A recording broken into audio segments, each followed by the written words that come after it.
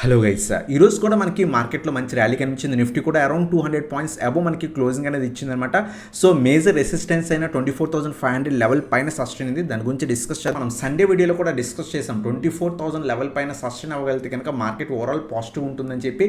So 24,500 మన first target అని కూడా డిస్కస్ చేసాం. ఈ రోజు మనకి ఆ రీజన్ కూడా బ్రేక్అవుట్ అనేది కనిపించింది అనమాట. ఈరోజు నిఫ్టీ మంత్లీ ఎక్స్పైరీ జరిగింది. ప్రీమియమ్స్లో అంత స్ట్రాంగ్ మూమెంటం లేదు, మార్కెట్ పెరుగుతున్న అంత పాజిటివ్ మూమెంటం లేదు. బట్ ఓవరాల్గా అయితే కనుక మార్కెట్ నిఫ్టీ అరౌండ్ 200 పాయింట్స్ పాజిటివ్గానే మనకు క్లోజింగ్ ఇచ్చిందనమాట. సో ఈరోజు మనకి 24,500 మేజర్ రెసిస్టెన్స్ అనేది ఏదైతే బ్రేక్ అయింది. సో ఒకవేళ ఈ లెవెల్ పైన రేపు మనకి సస్టైన్ అవ్వగలిగితే కనుక ఈజీగా మనకి 24,700 నుంచి 750 మనకి టెస్ట్ చేసే ఛాన్స్ ఉంది గైస్. సో రేపు మనకి ఈ రీజన్ మనకి రెసిస్టెన్స్ కింద యాక్ట్ చేసే ఛాన్స్ ఉంది. లేదు ఒకవేళ 24,500 పైన ఒకవేళ మార్కెట్ సస్టైన్ కాలేకపోతే కనుక 24,300 24,200 మనకి సపోర్ట్స్ కింద రేపు మనకి యాక్ట్ చేసే ఛాన్స్ ఉంటుందన్నమాట. సో ఇది మనకి simple Nifty support and resistance levels అనమాట రేపటి కోసం. అలాగే ఈరోజు మనకి కొన్ని కంపెనీస్ రిజల్ట్స్ పోస్ట్ చేసే Q4 రిజల్ట్స్ అవి ఏ విధంగా ఉన్నాయో డిస్కస్ చేద్దాం. ఫస్ట్ వచ్చేసరికి మనకి పర్సిస్టెంట్ సిస్టమ్స్. సో ఈ కంపెనీ మనకి రిజల్ట్స్ పోస్ట్ చేసింది అనమాట. సో రిజల్ట్స్ వచ్చేసరికి మనకి చాలా మంచి రిజల్ట్స్ అనేది పోస్ట్ చేసింది అనమాట.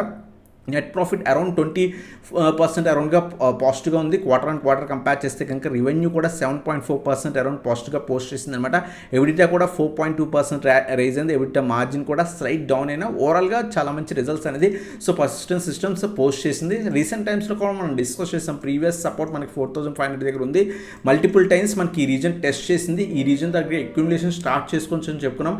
అక్కడి నుంచి మార్కెట్లో మూమెంట్ రావడంతో స్టాక్ ఆల్మోస్ట్ మనకి 1,000 పాయింట్స్ దాకా కూడా మూమెంట్ అనేది కనిపించింది అనమాట.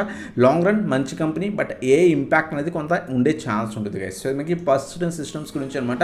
అలాగే మనకి నెస్లే ఇండియా కూడా ఈరోజు రిజల్ట్స్ పోస్ట్ చేసింది. స్టాక్ రిజల్ట్స్ తర్వాత మనకి ఆల్మోస్ట్ 8% దాకా కూడా సింగిల్ డేలో ర్యాలీ అనేది కనిపించింది అనమాట. సో నెస్లే కూడా చాలా మంచి రిజల్ట్స్ అనేది పోస్ట్ చేసింది అనమాట. నెట్ ప్రాఫిట్ 26% అరౌండ్గా ఇంక్రీజ్ అయింది. ఓవరాల్గా చాలా మంచి రిజల్ట్స్ అనేది పోస్ట్ చేసింది. అలాగే ఏదైతే మనకి ఏదైతే ఎస్టిమేషన్స్ కూడా బీట్ చేసి పోస్ట్ చేసిందన్నమాట. ఏదైతే డివిడెండ్ కూడా మనకి అనౌన్స్ చేసింది. సో ఓవరాల్గా చాలా మంచి రిజల్ట్స్ పోస్ట్ చేసింది. రీసెంట్ టైమ్స్లో నెస్లే ఆల్మోస్ట్ మనకి సో చాలా టైం ఏదైతే మనకి ఒకే రీజన్ దగ్గర సో సస్టైన్ అయింది. సో మంచి రివర్సల్ అనేది వచ్చింది. మేజర్ రెసిస్టెన్స్ ఉండడంతో ఆ రీజన్ కూడా బ్రేక్ అయ్యి ఆల్మోస్ట్ పాజిటివ్గానే మనకి సో 8% ర్యాలీ మనకి ఈరోజు కనిపించింది గైస్.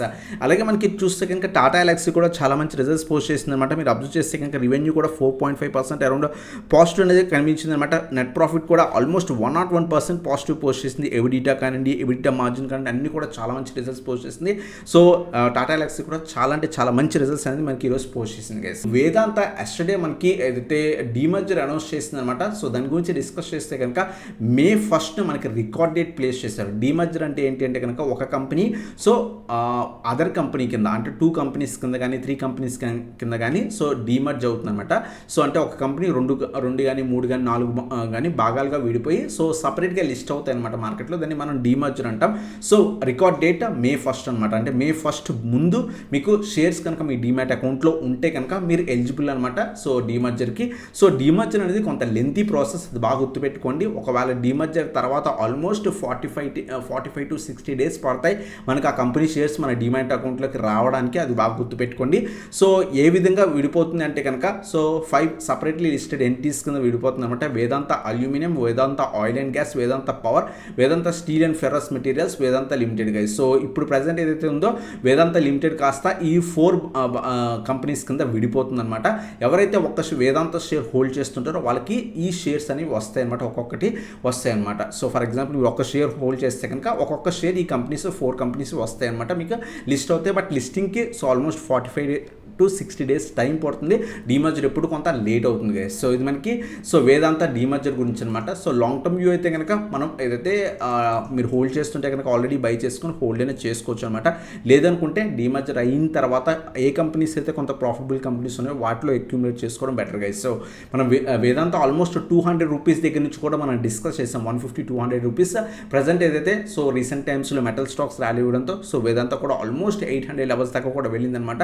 సో 200 నుంచి 800. సో చాలా మంచి ర్యాలీ కనిపించింది. సో కొంత డీమర్జర్ అయిన తర్వాత కొంత ప్రాఫిట్ బుకింగ్స్ ఉండే ఛాన్స్ అనేవి ఎక్కువ ఉంటాయి గైస్. సో ఇది మనకి వేదాంత డీమర్జర్ గురించి అనమాట. సో చాలామంది అడిగారు టెలిగ్రామ్లో కూడా. అలాగే నెక్స్ట్ ఈ వీడియోలో ప్రీవియస్ వీడియోలో కొన్ని స్టాక్స్ నుంచి అడిగమాట. ఫస్ట్ స్టాక్ వచ్చేసరికి ఇండిగో స్టాక్లో అక్యూములేట్ చేసుకోవచ్చు అని అడుగుతుంది అనమాట. సో 4000 ఏదైతే సపోర్ట్ ఉందో ఆ లెవెల్ దగ్గర నుంచి రివర్సల్ వచ్చింది.